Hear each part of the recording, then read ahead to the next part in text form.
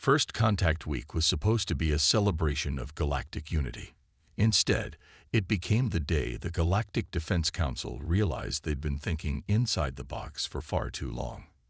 High Commander Zixtal of the Harmonious Fleet stood aboard the observation deck of the GDC flagship, his crystalline form refracting the light from distant stars as he watched the approaching human vessel. The HMS Revenant didn't so much fly through space as it seemed to suggest multiple paths simultaneously, its hull rippling with what appeared to be quantum probability waves. "Impossible," muttered Dr. Enra, the Council's leading physicist, her tentacles writhing in agitation as she studied the sensor readings. The ship exists in a state of quantum superposition. It's simultaneously in multiple places at once, yet somehow maintaining coherence at a macroscopic scale. This violates every principle of quantum mechanics we know. The Revenant was humanity's contribution to the joint defense exercise, their first participation in such an event since joining the Galactic Council, when they'd promised to send their most advanced ship. No one had expected this. The vessel's hull seemed to shift and change as Zixtal watched, not through any mechanical means, but as if reality itself couldn't quite decide what shape it should be. Energy readings from the ship made no sense. Power signatures appeared and disappeared seemingly at random. Weapon systems existed in probable states rather than fixed positions, and the very space around the ship appeared to ripple with quantum uncertainty. Captain Sarah Chen, HMS Revenant, requesting permission to begin exercise maneuvers. Came the calm human voice over the comm channel. How could they be so casual about piloting what appeared to be a tear in the fabric of reality? "Permission granted," Zixtal responded, his voice betraying none of the unease he felt. "Though I must ask, how is your ship possible?" A slight chuckle came over the channel. "Commander, humanity's greatest breakthrough wasn't in building better ships. It was in accepting that uncertainty is a feature, not a bug. We stopped trying to fight quantum mechanics and started working with it instead." The exercise began with standard patrol formations. The Council's ships moved in perfect, predicted patterns, their movements a testament to centuries of refined space combat doctrine. The Revenant, by contrast, seemed to ignore conventional physics entirely. It existed in multiple probable locations simultaneously, only collapsing into a definite position when it needed to interact with other vessels. "They've weaponized Schrödinger's cat," Dr. Enra whispered in horrified fascination. "The entire ship exists in a sustained quantum superposition. When they fire their weapons, they don't have to aim. They simply collapse the probability wave where they want the shot to land." The demonstration continued, and with each passing moment, the Council observers felt their understanding of reality crumbling. The Revenant didn't dodge incoming fire. It existed in all possible evasive maneuvers simultaneously until observation collapsed it into the one position where no shot could hit. Its weapons didn't fire in traditional patterns. They existed in quantum superposition until the moment of impact, making them impossible to predict or defend against. But the energy requirements, one of the junior scientists protested. The computational power needed to maintain quantum coherence at this scale. "That's where you're thinking too traditionally." Captain Chen's voice cut in, apparently having overheard. "We don't maintain the quantum state. We embrace its natural tendency towards superposition. Our computers don't calculate positions. They surf probability waves. We don't fight entropy. We ride it." Zixtal watched as the Revenant performed what should have been impossible maneuvers, its very existence challenging everything he thought he knew about physics, warfare, and the limitations of technology. The human ship wasn't just advancing military science, it was rewriting the rules of reality itself. As the exercise concluded, Captain Chen's voice came over the channel one final time. "The universe isn't a clockwork mechanism, Commander. It's a sea of probabilities, of countless possibilities existing simultaneously. Humanity didn't build a better warship. We built one that accepts this fundamental truth. The Revenant doesn't break the laws of physics. It simply operates on the ones you've been afraid to use." The observation deck fell silent as the implications sank in. They had expected to see humanity's best attempt at matching Galactic Council technology. Instead, they had witnessed something far more profound. Proof that their entire approach to physics, to warfare, to reality itself, might have been limited by their own assumptions. The Revenant hung in space before them, its quantum-shifting hull a reminder that sometimes the greatest breakthroughs don't come from building better tools, but from fundamentally changing how you think about the problem itself. 2 weeks after the demonstration, Dr. Enra found herself aboard the Revenant, her tentacles twitching with a mixture of scientific excitement and existential dread. The human ship's interior was even more disturbing than its exterior. Corridors seemed to branch into multiple probable paths, and rooms appeared to exist in superposition until someone entered them. The key was stopping our attempt to enforce classical physics at quantum scales, Lieutenant Commander Maya Rodriguez explained as she led the alien scientists through the ship.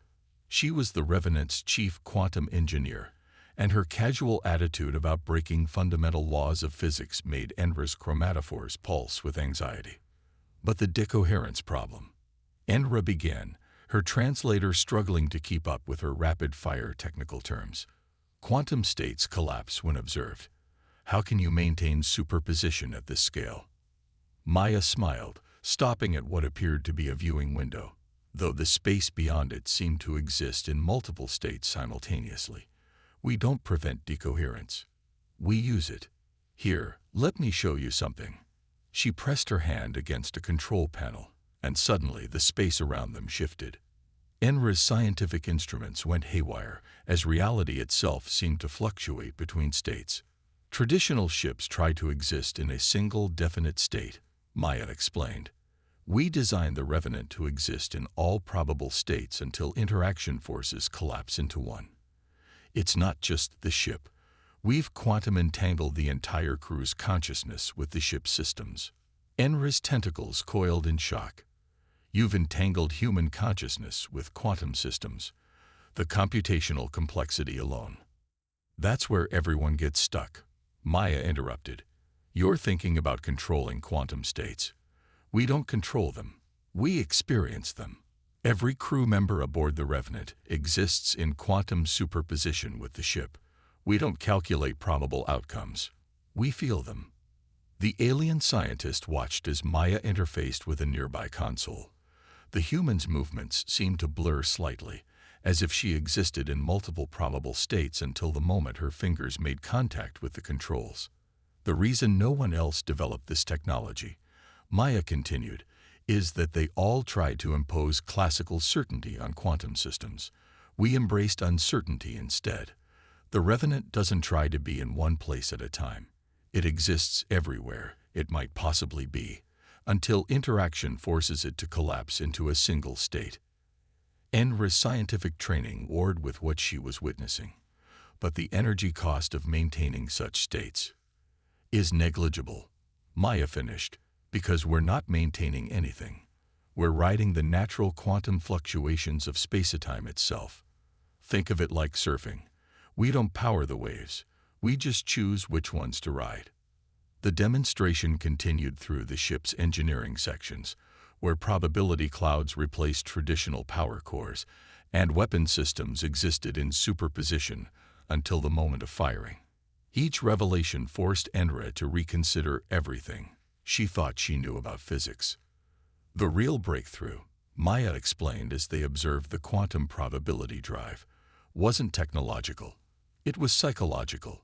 We had to accept that certainty is an illusion. Reality isn't a single definite thing. It's a cloud of possibilities. Once we accepted that, we could start working with it instead of against it.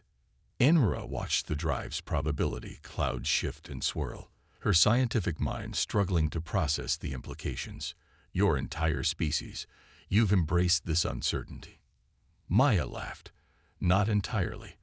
But we've learned to see it as an opportunity rather than a problem. The universe isn't a machine, Dr. Enra. It's a possibility space. The Revenant doesn't break physics. It just operates on the physics everyone else has been too afraid to accept. As their tour concluded, Enra found herself staring at her own tentacles, wondering if they too existed in multiple probable states until observed. The Revenant hadn't just changed her understanding of technology, it had forced her to question the nature of reality itself. "One last question," she said as they returned to the docking bay. "Why did humans succeed where others failed? What made you different?" Maya's expression turned thoughtful. "Maybe because we never fully lost our capacity for paradox. Other species tried to make quantum mechanics fit their understanding of reality. We were willing to change our understanding of reality to fit quantum mechanics." The implications of that statement would keep the Galactic Council's scientists arguing for decades to come. The distress call reached the Revenant during Dr. Enra's third week aboard. The Arcturus colony, a civilian outpost on the edge of Council space, had gone silent after reporting unidentified vessels in their sector. Captain Chen didn't hesitate. The Revenant's quantum probability drive engaged, and reality blurred around them. "Multiple hostile contacts," Lieutenant Park announced from his tactical station, his consciousness partially entangled with the ship's quantum sensor array. 7 vessels of unknown configuration. Energy signatures don't match any known species. The scene that greeted them at Arcturus was chaos. The unknown ships, their hulls covered in what appeared to be organic technological hybrid material, were systematically destroying the colony's orbital infrastructure. Their weapons fired beams of coherent energy that seemed designed to collapse quantum states into their lowest energy levels, essentially forcing reality itself to simplify.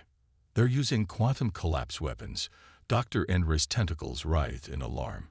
"They're trying to force probability waves to collapse. Your ship's quantum states are exactly what we need," Captain Chen finished, her voice calm despite the situation. "Lieutenant Commander Rodriguez, prepare to initiate full quantum divergence. Dr. Enra, you might want to hold on to something. This is going to get probabilistic." The Revenant's response to the attack demonstrated exactly why quantum uncertainty made it such a formidable weapon. As the enemy vessels fired their collapse beams, the human ship didn't just evade. It existed in every possible evasive position simultaneously. The collapse weapons, designed to force quantum states to resolve, instead multiplied the ship's probable positions exponentially. "They're trying to force us into classical physics," Maya explained as her hands danced across the quantum engineering controls. "But they don't understand. We're not fighting the collapse. We're riding it, using their own weapons to multiply our quantum states." The battle that followed defied conventional physics and military doctrine alike.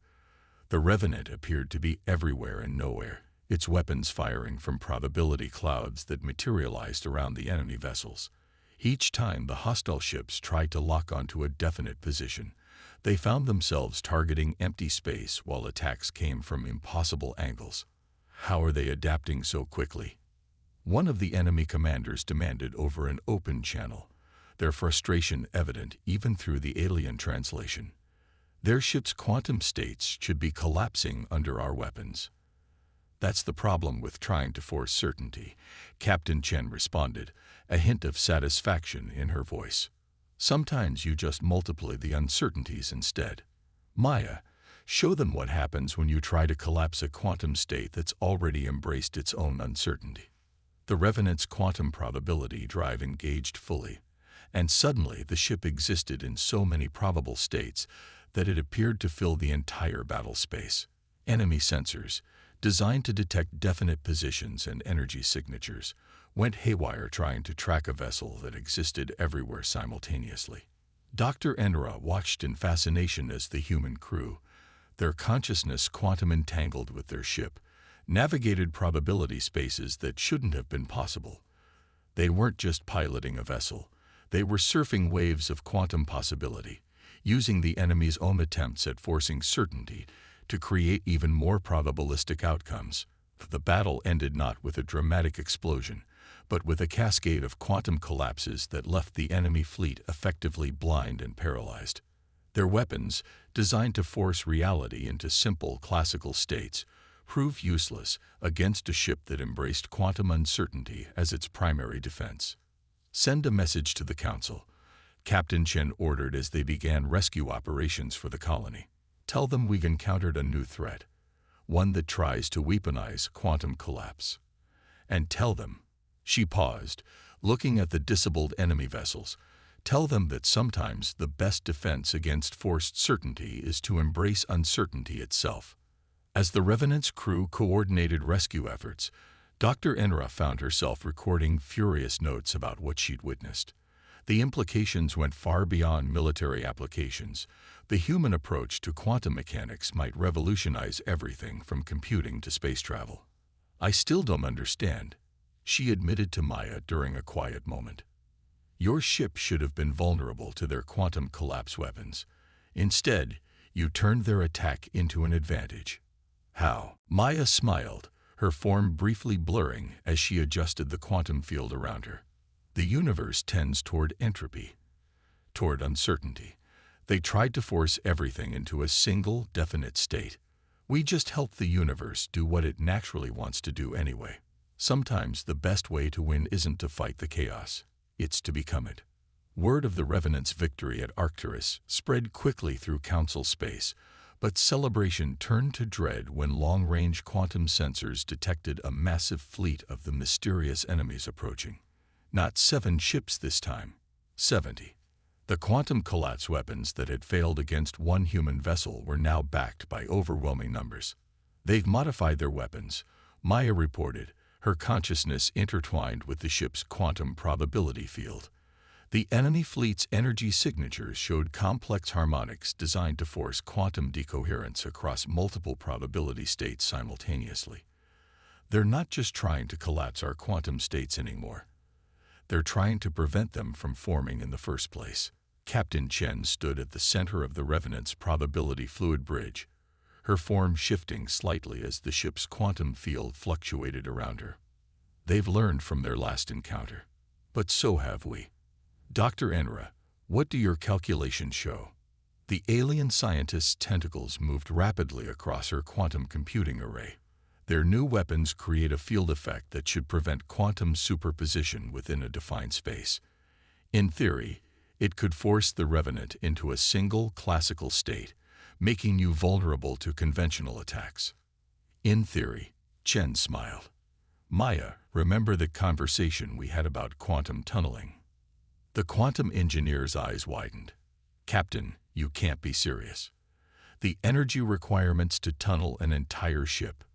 Not the ship, Chen corrected. Just its quantum probability field. If they're trying to force us into classical physics, let's show them what happens when you try to constrain quantum mechanics. The battle that followed redefined possible. As the enemy fleet approached, they created an enormous field of forced decoherence, a space where quantum superposition should have been impossible. The Revenant's response was to do something that should have been even more impossible. Initiating quantum tunnel cascade, Maya announced, her voice echoing strangely as probability waves shifted around her. Remember everyone, when the field hits us, don't fight the collapse. Ride it through. The enemy's decoherence field struck the Revenant like a wave of pure certainty, trying to force the ship and its crew into a single definite state. But instead of resisting, the Revenant's quantum field did something unprecedented. It tunneled through probability space itself, existing simultaneously on both sides of the certainty barrier. Impossible. Dr. Enra's chromatophores flashed in shock. You're quantum tunneling through their decoherence field. The mathematical probability of that working is infinitesimal. Exactly. Chen grinned as the Revenant's weapons found targets in normal space, while the ship itself existed primarily in probability space. Infinitesimal isn't zero. And sometimes, an infinitesimal probability is all quantum mechanics needs. The enemy fleet found themselves facing a nightmare. Their decoherence field, designed to force the Revenant into normal space, instead created a quantum tunneling effect that let the ship exist primarily in probability space while still affecting normal space. It was like fighting a ghost that could still hit you. But the strain on the ship and crew was enormous. Quantum tunneling at this scale demanded incredible energy and concentration. The human crew members began to show signs of quantum sink stress, their consciousness struggling to maintain coherence with the ship's increasingly exotic quantum states. "We can't maintain this forever," Maya warned, her form blurring as she fought to manage the quantum probability fields. "The tunnel effect is stable, but our sync with it isn't.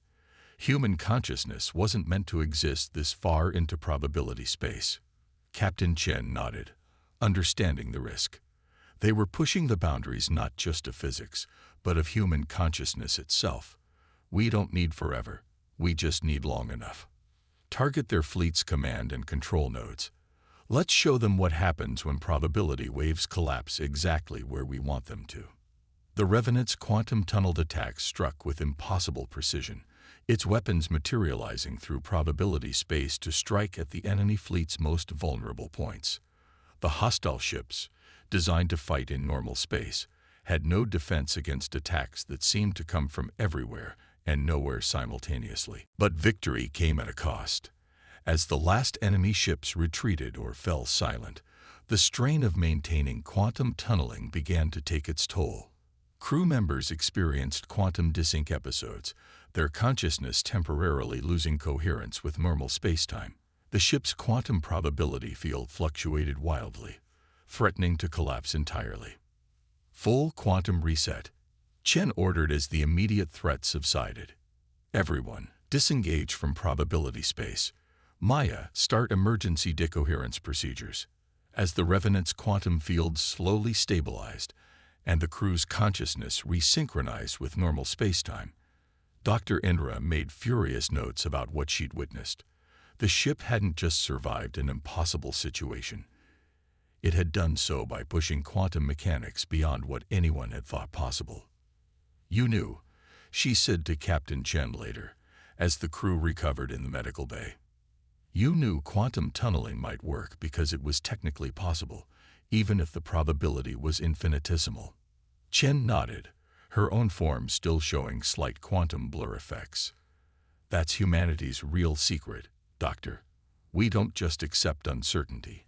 We bet on it, because sometimes an infinitesimal chance is all you need to change everything." 1 month after the quantum tunneling battle, the Galactic Council's Grand Chamber was packed with representatives from every spacefaring species. The Revenant's victories hadn't just defeated an enemy, they had shattered conventional understanding of what was possible. Dr. Indra stood at the podium, her tentacles steady as she presented her findings to the assembled dignitaries. "The humans haven't broken physics," she explained, her voice carrying across the chamber. "They've simply accepted its deepest truths. While we tried to force quantum mechanics to behave according to our classical understanding, they adapted their understanding to quantum reality."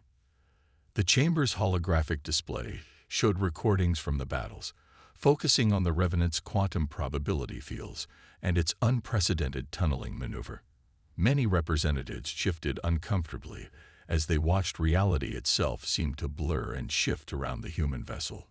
"But the implications go far beyond military applications," Dr. Indra continued. "The human approach to quantum mechanics could revolutionize everything from space travel to energy production. They've shown us that our fundamental assumptions about the nature of reality were limited." Captain Chen took the podium next, her form still showing occasional quantum blur effects, a lasting reminder of the consciousness-straining battle. "The Revenant was never meant to be just a warship," she explained. "It's a proof of concept, a demonstration that consciousness itself can interface directly with quantum systems, that reality is far more fluid than we assumed, and that uncertainty isn't our enemy. It's our greatest potential ally." The questions from the council members came rapid fire. Would humans share their quantum technology? Could other species' consciousness interface with quantum systems? What were the limits of probability space manipulation? "We're willing to share our knowledge," Chen responded, "but you need to understand, this isn't just about technology. It's about fundamentally changing how you think about reality. Your crews will need to accept uncertainty not just intellectually, but fundamentally. They'll need to learn to exist in probability space as much as normal space." Maya stepped forward then, her quantum engineering expertise lending weight to her words. We've already begun developing training protocols. The quantum sync technology can be adapted for other species, but it requires a complete paradigm shift. You have to stop thinking of reality as a single definite thing and start seeing it as a sea of possibilities. The implications rippled through galactic society like probability waves through quantum space. The Revenant hadn't just introduced new technology. It had forced an entire civilization to confront its own limited understanding of reality. Scientists who had spent their careers trying to force quantum mechanics to behave properly now had to accept that their entire approach had been backward. But it was Dr. Enra's final observation that truly captured the magnitude of the change. The humans' greatest contribution isn't their quantum ship technology, she told the council.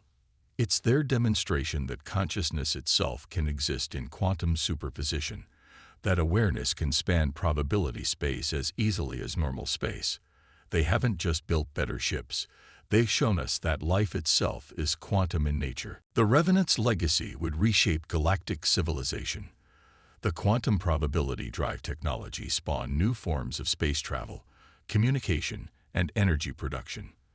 The consciousness quantum interface techniques revolutionized everything from medicine to education. But more than anything, it changed how sentient beings thought about their place in the universe. Captain Chen stood at the Revenant's viewing window later that day, watching probability waves ripple through space around the ship. Maya joined her, both women's forms slightly blurred as they maintained their quantum sync with the vessel. "They're still struggling with it," Maya observed. "The idea that certainty is an illusion, that reality itself is more probability than substance." Chen nodded. "They will for a while. We did too, at first. But they'll learn. Because once you've seen the truth about quantum reality, you can't go back to pretending the universe is simple and certain." Dr. Enra approached them, her scientific instruments still recording the quantum phenomena that had become routine aboard the Revenant. "You've started something that can't be stopped," she said. "A complete revolution in how we understand existence itself." "That's humanity's real gift to the galaxy," Chen replied, watching the quantum probability waves dance through space. "Not the technology to build quantum ships, but the willingness to embrace uncertainty. Because in the end, the universe isn't made of answers. It's made of questions. And sometimes, the best way to find your path is to accept that all paths exist simultaneously." The Revenant hung in space, its quantum-shifted hull a testament to humanity's greatest breakthrough. Not the mastery of physics, but the acceptance that some things cannot be mastered, only understood. In embracing uncertainty, they had found their greatest strength. In accepting the quantum nature of reality, they had changed the galaxy forever. And somewhere in probability space, infinite versions of this story were playing out simultaneously, each one true in its own quantum state, each one a reminder that reality itself is far stranger and more wonderful than anyone had imagined.